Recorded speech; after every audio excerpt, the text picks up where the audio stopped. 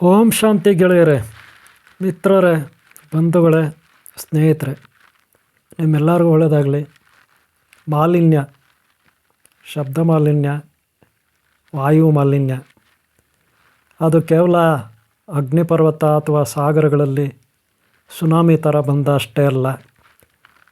ನಿಮ್ಮ ಹಳ್ಳಿನಲ್ಲಿ ಅಥವಾ ಸಿಟಿಗಳಲ್ಲಿ, ನಗರಗಳಲ್ಲಿ ಸುನಾಮಿ ಅಷ್ಟೇ ಅಲ್ಲ, ಬೆಟ್ಟಗಳಿಂದ ಬರೋ ಹೊಗೆ ಅಷ್ಟೇ ಅಲ್ಲ, ಅಗ್ನಿಪರ್ವತಗಳಿಂದ ಬರೋ ಹೊಗೆ ಅಷ್ಟೇ ಅಲ್ಲ, ಅಥವಾ ಇನ್ನೆಲ್ಲೋ ಪೂಜೆ ಮಾಡ್ತಾರಲ್ಲ,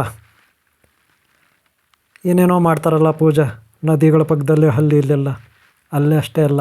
ಈ ಮಾಲಿನ್ಯ ಅನ್ನೋದು ಈ ಭೂಮಿ ಮೇಲೆ ಎಲ್ಲ ಕಡೆ ಇದೆ, ಎಲ್ಲ ವರ್ಗದಲ್ಲೂ ಇದೆ.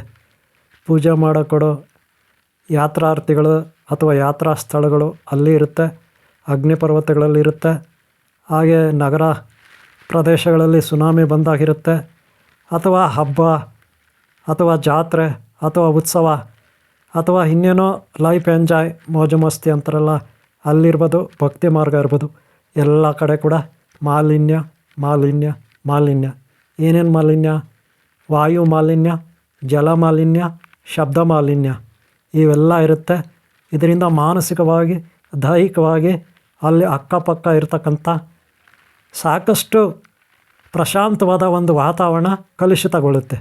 ಅಂದರೆ ಮಾಲಿನ್ಯದಿಂದ ಅದೇನಾಗುತ್ತೆ, ಕಲುಷಿತಗೊಳ್ಳುತ್ತೆ. ಬಹಳ ಕ್ಷೀರಸಾಗರ ಅಂತೀವಿ ನಾವು, ಹಾಲಿನಂಥ ನೀರು ಅದು ಅಶುದ್ಧ ಆಗುತ್ತೆ. ಹಾಲಿನಂಥ ನೀರು ಅಶುದ್ಧ ಆಗುತ್ತೆ. ಅಶುದ್ಧವಾದರೆ ಅದರಿಂದ ಯಾರಿಗೆ ನಷ್ಟ? ಎಷ್ಟೋ ಜೀವರಾಶಿಗಳಿಗೆ ಕುಡಿಲಿಕ್ಕೆ ನೀರು ಅಶುದ್ಧ ಆಗುತ್ತೆ. ಇದು ಕೇವಲ ಭೂಮಿ ಮೇಲೆ ಅಷ್ಟೇ ಅಲ್ಲ ಮಾಲಿನ್ಯ, ಗ್ರಹಗಳಲ್ಲಿ, ನಾನಾ ರೀತಿಯ ಗ್ರಹಗಳಲ್ಲಿ ಬೇರೆ ಬೇರೆ ರೀತಿಯ ವಾಯು, ಬೇರೆ ಬೇರೆ ರೀತಿಯ ಧೂಳು, ಬೇರೆ ಬೇರೆ ರೀತಿಯ ವಿಷ ಅನಿಲ, ಹಾಗೆ ಬೇರೆ ಬೇರೆ ರೀತಿಯ ಅಲ್ಲಿದೆ ಆದ ಒಂದು ಮಾಲಿನ್ಯ ಇರುತ್ತೆ. ಆದರೆ ಭೂಮಿ ಮೇಲೆ ನಾವು ವಾಸ ಮಾಡುವಾಗ ನಮಗೆ ಇರೋದು ಏಕೈಕ ಜೀವರಾಶಿ ಭೂಮಿ ಅಂತ ನಾವು ನಮ್ಮ ಗೇಲಾಕ್ಷಿ ಪಥದಲ್ಲಿ ಸೂರ್ಯ ಭಗವಾನ ಅಂತ ಒಬ್ಬನಿದ್ದಾನೆ. ಅವನ ಸುತ್ತಲೂ 7 ಗ್ರಹ ಅಥವಾ 9 ಗ್ರಹ ಅಂತ ನಮ್ಮ ಗ್ರಹಗಳಿದೆ, ಅದರಲ್ಲಿ ನಮ್ಮ ಭೂಮಿ ಇದೆ. ಆದರೆ ಭೂಮಿ ಮೇಲೆ ನಾವು ಕ್ರಿಮಿಕೀಟಾದಿಗಳು, ಪಕ್ಷಿಗಳು, ಪ್ರಾಣಿಗಳು, ಗಿಡ ಮರ ಬಳ್ಳಿಗಳು ಇವೆಲ್ಲ ಇದ್ದಾವೆ.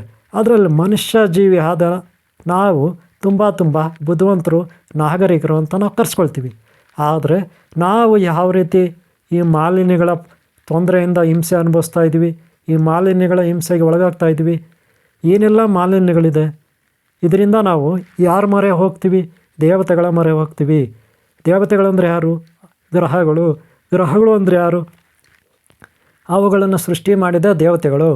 ಅಂದರೆ ಒಂದೊಂದು ಗ್ರಹಕ್ಕೂ ಒಂದೊಂದು ದೇವರು. ಸೂರ್ಯ ಗ್ರಹಕ್ಕೆ ಸೂರ್ಯಮಂಡಲ, ಚಂದ್ರ ಗ್ರಹಕ್ಕೆ ಚಂದ್ರಮಂಡಲ, ಹಾಗೆ ಬುಧ ಗ್ರಹಕ್ಕೆ ಬುಧ ಮಂಡಲ, ಹೀಗೆ ಬ್ರಹ್ಮಲೋಕ, ವೈಕುಂಠ ಲೋಕ, ಕೈಲಾಸ ಇತ್ಯಾದಿ ಲೋಕಗಳಿದೆ. ಹಾಗೆ ಸ್ವರ್ಗಲೋಕ. ಆದರೆ ಶನಿ ಗ್ರಹಕ್ಕೆ ಶನೇಶ್ವರ, ಗುರುಗ್ರಹಕ್ಕೆ ಗುರುದೇವ, ಹಾಗೆ ಬುಧ ಗ್ರಹಕ್ಕೆ ಬುಧದೇವ, ಮಂಗಳ ಗ್ರಹಕ್ಕೆ ಮಂಗಳದೇವ ಇತ್ಯಾದಿ ಗ್ರಹಗಳನ್ನು ನಾವು ದೇವತೆಗಳು, ಆಯಾ ಗ್ರಹಕ್ಕೆ ಅಧಿಪತಿ ಯಾರಿದ್ದಾರೋ ಅವ್ರನ್ನ ದೇವತೆಗಳಂತ ಪೂಜೆ ಮಾಡ್ತೀವಿ. ನಾವು ನಮ್ಮ ಕಷ್ಟಗಳನ್ನು ಹೇಳಿಕೊಂಡು ಕಷ್ಟಗಳನ್ನು ನಿವಾರಣೆ ಮಾಡಿ ಅಂತ ದೇವತೆಗಳ ಮೊರೆ ಹೋಗ್ತೀವಿ. ಆದರೆ ಭೂಮಿ ಮೇಲೆ ನಾವು ಮಾಡ್ತಾ ಇರೋದೇನು? ನಾನಾ ರೀತಿಯ ಕಾರ್ಖಾನೆಗಳು, ನಾನಾ ರೀತಿಯ ಮೋಜು ಮಸ್ತಿ, ನಾನಾ ರೀತಿಯ ಹಬ್ಬಗಳು, ನಾನಾ ರೀತಿಯ ಉತ್ಸವಗಳು ಇವೆಲ್ಲ ಮಾಡಿ ಆ ಭಗವಂತ ಏನಿದ್ದಾನೆ, ಸೂರ್ಯನಾರಾಯಣ ಅಥವಾ ಸೂರ್ಯ ಭಗವಾನ ಕೊಟ್ಟಂಥ ಜ್ಞಾನವನ್ನು ನಾವು ಹಾಳು ಮಾಡ್ಕೊಳ್ತಾ ಇದ್ವಿ. ಆ ಜ್ಞಾನನ ನಾವು ಉಪಯೋಗಿಸ್ಕೊಳ್ತಾ ಇಲ್ಲ ಸರಿಯಾಗಿ.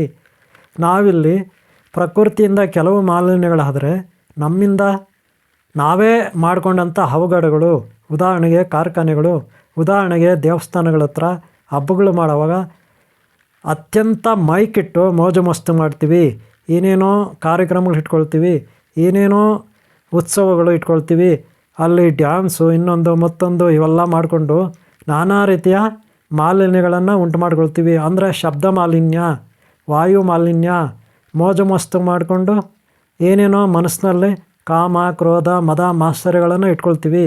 ಇವುಗಳಿಂದ ಏನಾಗುತ್ತೆ? ತುಂಬ ನಮ್ಮಲ್ಲಿರುವ ಒಳ್ಳೆತನ ಹೋಗುತ್ತೆ. ಅರ್ಥ ಆಯ್ತಲ್ಲ? ನೀವೇನೇ ಹಬ್ಬ ಮಾಡಿ, ಏನೇ ಹರಿದಿನ ಮಾಡಿ, ಏನೇ ಉತ್ಸವ ಮಾಡಿ, ಆದರೆ ಶಬ್ದ ಮಾಲಿನ್ಯ ಆಗಬಾರ್ದು. ಬಹಳ ಕಡಿಮೆ ಇರಬೇಕು. ನಮ್ಮ ಅದರಲ್ಲೂ ಹಿಂದೂ ಧರ್ಮ, ಅದರಲ್ಲೂ ಭಾರತ ದೇಶ, ಇಲ್ಲಿ ಸಂಸ್ಕಾರ ಸಂಸ್ಕೃತಿಗೆ ಬೆಲೆ ಇದೆ. ಆದರೆ ಮಾಡೋ ಪದ್ಧತಿಗಳು ಅನಾದಿ ಕಾಲದಲ್ಲಿ ಯಾವುದೇ ಶಬ್ದ ಮಾಲಿನ್ಯ ಇರಲಿಲ್ಲ. ಆವಾಗ ಟೆಕ್ನಾಲಜಿ ಅನ್ನೋದು ಇರಲಿಲ್ಲ. ಆದರೆ ಈಗ ಟೆಕ್ನಾಲಜಿ ಇದೆ ಅಂದ್ಬಿಟ್ಟು ಇವಾಗ ಎಲೆಕ್ಟ್ರಾನಿಕ್ಸು, ಎಲೆಕ್ಟ್ರಿಷಿಯನು, ಎಲೆಕ್ಟ್ರಿಕಲ್ ವಸ್ತುಗಳು, ಎಲೆಕ್ಟ್ರಾನಿಕ್ ವಸ್ತುಗಳು ಇವೆಲ್ಲ ಆದಷ್ಟು ಪಾಪ ಜಾಸ್ತಿ ಆಯಿತು ಭೂಮಿ ಮೇಲೆ. ಅದಕ್ಕೆ ಭೂಕಂಪ ಸುನಾಮಿಗಳು ಉತ್ಪನ್ನ ಆಯಿತು, ಅವಘಡಗಳು ಹೆಚ್ಚಾಯಿತು, ಸಾವು ನೋವುಗಳು ಹೆಚ್ಚಾಯಿತು, ರೋಗಗಳು ಹೆಚ್ಚಾಯಿತು. ನಾವು ಮಂಗನಿಂದ ಬಂದ ಮಾನವ ಅಂತ ಹೇಳ್ಕೊತಾರೆ, ಮಂಗನಿಂದ ಅಭಿವೃದ್ಧಿ ಆಗಿದೆ ಅಂದ್ಕೊತಾರೆ. ಹಾಗೆ ನೋಡಿದ್ರೆ ಮನುಷ್ಯ ಇವತ್ತು ತುಂಬ ತೀರಾ ಪರ್ಸೆಂಟೇಜಲ್ಲಿ ಹೀನ ಸ್ಥಿತಿಯಲ್ಲಿದ್ದಾನೆ. ತುಂಬ ಕ್ರೌರ್ಯವಾಗಿದ್ದಾನೆ. ಪ್ರಾಣಿಗಳ ಮನಸ್ಸಿಗೆ ತುಂಬ ಹಿಂಸೆ ಆಗ್ತಿದೆ. ಇದಕ್ಕಿರೋದು ಏನು ದಾರಿ? ಅಲ್ಲಲ್ಲಿ ರಾಜಕೀಯ ವ್ಯಕ್ತಿಗಳು ಸಮಾಧಾನ ಮಾಡಲಿಕ್ಕೆ ಹೋಗ್ತವೆ, ಅದು ಇದು ಕೊಟ್ಟು. ಏನೇನು ಕೊಟ್ಟು? ಅವರು ರಾಜಕೀಯ ವ್ಯಕ್ತಿಗಳು ಸರಿಯಾಗಿ ರಾಜ್ಯಭಾರ ಮಾಡೋಕ್ಕೂ ಆಗದೆ, ಮಾಡೋ ಮನಸ್ಸಿದ್ರೂ ಅವ್ರಿಗೆ ಮಾಡೋಕ್ಕಾಗ್ತಾಯಿಲ್ಲ. ಯಾಕೆಂದರೆ ಎಲ್ಲ ಕಡೆ ತುಂಬ ಜನ ಕೆಟ್ಟವರೇ ಇದ್ದಾರೆ. ತುಂಬ ಬುದ್ಧಿವಂತರು ಅಂದ್ಕೊಂಡೇ ಇದ್ದಾರೆ. ಆದರೆ ಕೆಟ್ಟವರೇ ಜಾಸ್ತಿ ಇದ್ದಾರೆ. ಆಸೆ ಪಡ್ತಾರೆ. ಒಂದು ಆಫೀಸ್ ನೋಡಲಿ, ಒಂದು ಸಂಸ್ಥೆ ನೋಡಲಿ, ಒಂದು ಸಂಘ ಸಂಸ್ಥೆ ನೋಡಲಿ, ಒಂದು ಆಫೀಸ್ ನೋಡಲಿ, ಎಲ್ಲ ಕಡೆ ಲಂಚ ತಿನ್ನೋಕ್ಕೆ ನೋಡ್ತಾರೆ. ಆದರೆ ಜ್ಞಾನ ಬೇಕಂತ ಯಾರು ಆ ಹನುಮಂತನ ಥರ ಆಸೆ ಪಡ್ತಾಯಿಲ್ಲ. ಆ ಬಜರಂಗಿ ಬಲಿ ಅಷ್ಟ ಸಿದ್ಧಿಗಳನ್ನು ಹೊಲಿಸ್ಕೊಂಡಂಥ ಚಿರಂಜೀವಿ, ಆ ಮಹಾನ್ ಧರ್ಮರಕ್ಷಕ ಹನುಮಂತನ ಥರ ಯಾರು ಜ್ಞಾನವನ್ನು ಪರಿಪಾಲನೆ ಮಾಡ್ತಿಲ್ಲ. ಒಂದು ವೇಳೆ ಪರಿಪಾಲನೆ ಮಾಡ್ತಿದ್ರು ಯಾರೋ ಬೆರಳೆಣಿಕೆ ಅಷ್ಟು ಒಳ್ಳೆಯವರೊಬ್ಬರೊಬ್ಬರೇ ಇರ್ತಾರೆ. ಹೀಗಾಗಿ ಶಬ್ದ ಮಾಲಿನ್ಯ, ವಾಯು ಮಾಲಿನ್ಯ, ಜಲ ಮಾಲಿನ್ಯ, ರೋಗಗಳು, ಇನ್ನೊಂದು ಮತ್ತೊಂದು ದಾರಿದ್ರ್ಯ. ಆದರೆ ಸಂತೋಷ ಆನಂದ ಅಂತ ಆ ಭಗವಂತ, ಆ ಬಜರಂಗಿ ಬಲಿ ಎಲ್ಲ ಕಡೆ ಧರ್ಮರಕ್ಷಣೆಗಾಗಿ ಹೋರಾಟ ಮಾಡ್ತಿದ್ದಾನೆ. ಶ್ರೀರಾಮ ಪ್ರಭು ದೂತನಾಗಿ, ಆ ಶ್ರೀಮನ್ನಾರಾಯಣನ ಭಕ್ತನಾಗಿ, ಶ್ರೀಕೃಷ್ಣ ಭಗವಾನನ ಭಕ್ತನಾಗಿ, ಆ ರುದ್ರಾವತಾರಿ ಹನುಮಾನ್ ಈ ಜಗತ್ತಿಗೆ ಜ್ಞಾನ ಕೊಡಬೇಕು, ರಕ್ಷಣೆ ಮಾಡಬೇಕು ಈ ಪ್ರಕೃತಿನ ಅಂಥೇಳಿ ಎಷ್ಟೆಷ್ಟೋ ಪ್ರಯತ್ನ ಪಡ್ತಿದ್ದಾನೆ. ಅವನೇ ಸೂಪರ್ಮ್ಯಾನ್, ಅವನೇ ಶಕ್ತಿಮಾನ್, ಅವನೇ ಸೂಪರ್ಮ್ಯಾನ್. ಈಗಾಗಲೇ ನಿಮ್ಗೆ ಗೊತ್ತಿರ್ಬೋದು, ಈ ವಿಚಾರನ ಸಾಕಷ್ಟು ಗುರುಗಳು ಎಚ್ಚರಿಸ್ತಾ ಬಂದಿದ್ದಾರೆ. ಧರ್ಮರಕ್ಷಕ ಹನುಮಾನ್, ಧರ್ಮರಕ್ಷಕ ಬಜರಂಗ ಬಲಿ ಅಂತ ಗುರುಗಳು ಎಷ್ಟೆಷ್ಟೋ ಎಚ್ಚರಿಸ್ತಾ ಬಂದಿದ್ದಾರೆ. ಆದರೆ ನಮ್ಮ ಪರಿಸ್ಥಿತಿ ಏನಾಗಿದೆ? ಗುರುಗಳ ಮಾತನ್ನು ಆಯಾ ಕಾಲಕ್ಕೆ ಮಾತ್ರ ಕೇಳ್ತೀವಿ, ಅದನ್ನು ಪರಿಪಾಲನೆ ಮಾಡಿಕೊಂಡು ಬರ್ತಾ ಇಲ್ಲ. ಒಂದು ವೇಳೆ ಬರ್ತಾ ಇದ್ರು ಒಬ್ಬರು ಇಬ್ಬರು ಶಿಷ್ಯರಷ್ಟೇ, ರಾಜ ಮಹಾರಾಜರಷ್ಟೇ. ಇವರೇ ನಮ್ಮ ಗುರಿ ಹನುಮಂತನ ಥರ ಧರ್ಮರಕ್ಷಣೆ ಮಾಡಿದರೆ ಮಾತ್ರ ಸೂರ್ಯ ಭಗವಾನ ಜ್ಞಾನ ಸೂರ್ಯ ಒಲಿತಾನೆ. ಇಲ್ಲದೇ ಇದ್ದರೆ ನಾವು ಆನಂದ ನಮಗೆ ಸಿಗೋದಿಲ್ಲ, ಸಂತೋಷ ಸಿಗೋದಿಲ್ಲ. ಇವರೇ ಸರ್ವನಾಶ ಕಟ್ಟಿಟ್ಟ ಬುತ್ತಿ. ಆ ಭಗವಂತ ಪರಶುರಾಮ ಅವತಾರದಲ್ಲ ಭಗವಂತ ದುಷ್ಟರ ಶಿಕ್ಷಕ ಶಿಷ್ಟರ ರಕ್ಷಕ ಅಂತ ಏನೇನೋ ರೋಗಗಳನ್ನು ತಂದೊಡ್ಬೋದು, ಅಥವಾ ನಮ್ಮ ಅರ್ಥ ವ್ಯವಸ್ಥೆ ಕೆಟ್ಟೋಗ್ಬೋದು, ಅಥವಾ ಯಾವುದೋ ಒಂದು ಗ್ರಹದಿಂದ ನಮ್ಮ ಭೂಮಿ ಹಾಳಾಗ್ಬೋದು. ಆದರೆ ನಮ್ಮೆಲ್ಲರ ಗುರಿ ಭೂಮಿ ಮೇಲೆ ಸುಂದರವಾಗಿ ನೋಡೋದು, ಸುಂದರವಾದ ಆನಂದ ಪಡೋದು, ಭೂಮಿ ಮೇಲೆ ಮಾಲಿನ್ಯಗಳನ್ನು ತಡೆಯೋದು. ಈ ಮಾಲಿನ್ಯಗಳನ್ನು ತಡಿಬೇಕಾದ್ರೆ ಬಸ್ ಸ್ಟ್ಯಾಂಡ್ಗಳಲ್ಲಿರ್ಬೋದು, ಹೋಟೆಲ್ಗಳಲ್ಲಿರ್ಬೋದು, ಫ್ಯಾಕ್ಟ್ರಿಗಳಲ್ಲಿರ್ಬೋದು, ಸಾಕಷ್ಟು ಕಡೆ ಮಾಲಿನ್ಯ ಆಗುತ್ತೆ. ಅದು ನಾನಾ ರೀತಿಯ ಕಾರಣಗಳಿಂದ ನಿಮಗೆ ಗೊತ್ತಿದೆ. ಅದನ್ನು ರಕ್ಷಣೆ ಮಾಡೋದು ನಮ್ಮೆಲ್ಲರ ಭಾರ. ಈ ಭೂಮಿ ಮೇಲೆ ಪರಿಸರವನ್ನು ರಕ್ಷಣೆ ಮಾಡೋದು ನಮ್ಮೆಲ್ಲರ ಭಾರ. ಇಲ್ಲಿ ಪ್ರಶಾಂತವಾದ ಸುಂದರವಾದ ಭೂಮಿಯನ್ನು ಸಿದ್ಧಪಡಿಸೋದು ನಮ್ಮೆಲ್ಲರ ಭಾರ. ಹಾಗೇ ನಾವು ಈ ಗ್ರಹದ ಜೀವಿ, ಅನ್ಯಗ್ರಹ ಜೀವಿ ಅಲ್ಲ, ಈ ಗ್ರಹದ ಜೀವಿ. ಒಂದು ವೇಳೆ ಅನ್ಯಗ್ರಹದಿಂದ ಇಲ್ಲಿ ಬಂದಿರ್ಬೋದು, ಆದರೆ ಈ ಗ್ರಹನ ರಕ್ಷಣೆ ಮಾಡೋದು ನಮ್ಮೆಲ್ಲರ ಹೊಣೆ.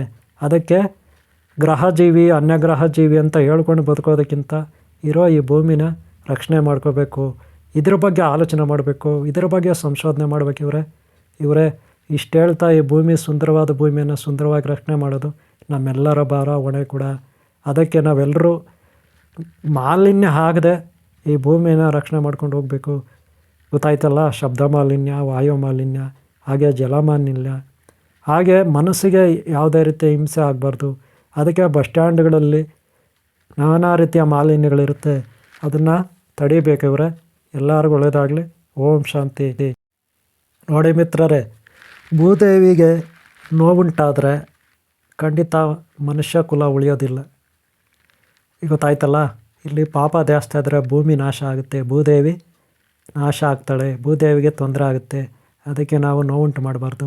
ಅದಕ್ಕೆ ಬಸ್ ಸ್ಟ್ಯಾಂಡ್ಗಳಲ್ಲಿ ಹೆಚ್ಚಾಗಿ ಏನೇನೋ ಅಂಗಡಿಗಳಿರ್ತವೆ, ಅಲ್ಲೆಲ್ಲ ತುಂಬ ಗಲೀಜು ಇಟ್ಕೊಳ್ತಾರೆ. ತುಂಬ ವಾಯು ಮಾಲಿನ್ಯ ಅಂದರೆ ವಾಸನೆ ಬರುತ್ತೆ, ಕೆಟ್ಟ ವಾಸನೆ. ಹಾಗೆ ಗಲೀಜು ಪೇಪರ್ಗಳು ಇನ್ನೊಂದು ಮತ್ತೊಂದು ಗಲೀಜಿರುತ್ತೆ. ಹಾಗೆ ಎಲ್ಲಂದರಲ್ಲಿ ರೈಲ್ವೆ ಸ್ಟೇಷನ್ನು, ಬಸ್ ಸ್ಟ್ಯಾಂಡು, ಇನ್ನೊಂದು ಮತ್ತೊಂದು ಕಡೆ ಮಲಮೂತ್ರಗಳು, ಇನ್ನೊಂದು ಅದು ಇದು ಗಲೀಜು ಇದೆಲ್ಲ ಮಾಡ್ತಾರೆ. ಜೊತೆಗೆ ಆಫೀಸುಗಳಲ್ಲಿ ಅಲ್ಲಿ ಇಲ್ಲಿ ಲಂಚ, ಇನ್ನೊಂದು ಮತ್ತೊಂದು ಅವ್ಯವಹಾರಗಳು ನಡೀತದೆ. ಇವೆಲ್ಲ ನಿಂತಾಗಲೇ ಭೂಮಿ ಸುಂದರ ಅಂತನ್ನೋದು. ಆವಾಗಲೇ ನಾವೆಲ್ಲ ಸುಖವಾಗಿರೋದು. ಇವರೇ ಈ ವಿಡಿಯೋ ಇಲ್ಲಿ ಮುಗಿಸ್ತಾ ಇದ್ದೀನಿ. ನಿಮ್ಮ ಪ್ರಯತ್ನ ನೀವು ಮಾಡಿರಿ, ಆದರೆ ಸೇವೆ ಅಂತೂ ಮರಿಬೇಡಿ. ಈ ವಿಡಿಯೋ ನಿಮ್ಗೆ ಇಷ್ಟ ಆಗಿದರೆ ಒಂದೇ ಒಂದು ಲೈಕ್ ಮಾಡಿ. ನಿಮ್ಮ ಪ್ರೋತ್ಸಾಹ ಇದ್ದರೆ ಮತ್ತೊಂದು ವಿಡಿಯೋ ಮಾಡಲಿಕ್ಕೆ ನನಗೆ ಅನುಕೂಲ ಆಗುತ್ತೆ. ನಾವು ಕೂಡ ಈ ಗ್ರಹದ ಜೀವಿ, ಯಾವುದೋ ಒಂದು ಅನ್ಯಗ್ರಹ ಜೀವಿ ಆಗಿದ್ದರೂ ಕೂಡ ಈ ಭೂಮಿ ಮೇಲೆ ನಾವಿದ್ದೀವಿ, ಈ ಋಣ ತೀರಿಸಲೇಬೇಕು. ಈ ವಿಡಿಯೋ ನಿಮ್ಗೆ ಇಷ್ಟ ಆಗಿದರೆ ಒಂದೇ ಒಂದು ಲೈಕ್ ಮಾಡಿ. ನಿಮ್ಮ ಪ್ರೋತ್ಸಾಹ ನನಗಿದ್ರೆ ಖಂಡಿತ ಮುಂದಿನ ವಿಡಿಯೋ ಮಾಡೋಕ್ಕೆ ಅವಕಾಶ ಆಗುತ್ತೆ. ಹಾಗೆ ಸಬ್ಸ್ಕ್ರೈಬ್ ಆಗಿಲ್ಲ ಅಂದರೆ ಹಾಕ್ಕೊಳ್ಳಿ. ಹಾಗೆ ಹಿಂದಿನ ವಿಡಿಯೋಗಳು ನೋಡಿ, ಹಾಗೆ ಮುಂದಿನ ವಿಡಿಯೋಗಳು ನೋಡಿ. ಹಾಗೆ ನಾವೆಲ್ಲರೂ ಸೇರಿ ನಮ್ಮ ಕೈಲಾದ ಮಟ್ಟಿಗೆ ಜ್ಞಾನ ಕೊಡೋಣ ಎಲ್ಲರಿಗೂ. ಅದು ಈ ವಿಡಿಯೋಗಳ ಮೂಲಕ, ಈ ಯೂಟ್ಯೂಬ್ನಲ್ಲಿ ಏನಿದೆ ಈ ವಿಡಿಯೋಗಳ ಮೂಲಕ. ಅದಕ್ಕೆ ಸಾಧ್ಯವಾದರೆ ಶೇರ್ ಮಾಡಿ. ಹಾಗೆ ಸಾಧ್ಯವಾದರೆ ಖಂಡಿತ ನೀವು ಧರ್ಮ ಸೇವೆ ಮಾಡಿ. ಹಾಗೆ ಒಂದು ಲೈಕ್ ಮಾಡೋದು ಮರಿಬೇಡಿ ಓಕೆ. ನಿಮ್ಗೆ ಒಳ್ಳೆಯದಾಗಲಿ, ನಿಮಗೆಲ್ಲರೂ ಒಳ್ಳೆಯದಾಗಲಿ. ಓಂ ಶಾಂತಿ, ಓಂ ಶಾಂತಿ, ಓಂ ಶಾಂತಿ